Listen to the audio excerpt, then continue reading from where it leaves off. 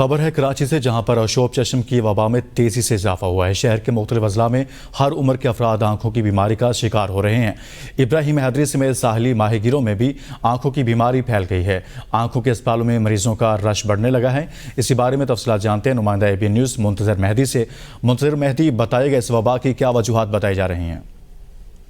جی بالکل، کراچی میں آشوب چشم کی وبا میں تیزی سے اضافہ ہونے لگا ہے۔ شہر کے مختلف اضلاع میں جو ہے ہر عمر کے افراد، چاہے وہ بچے ہوں، خواتین ہوں، ان کا بیماری کا شکار ہو رہے ہیں۔ اس حوالے سے آنکھوں کے اسپتالوں میں جو ہے مریضوں کا رش بھی بڑھنے لگا ہے۔ کراچی کا علاقہ ہے ابراہیم حیدری، اس کے وہاں ہمیں جو ماہی گیر ہیں ان میں بھی جو آنکھوں کی بیماری پھیل گئی ہے۔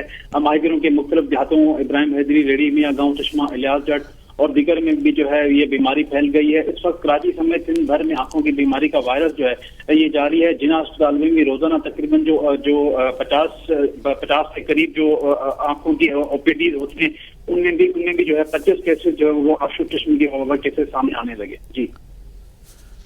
جی ٹھیک، بہت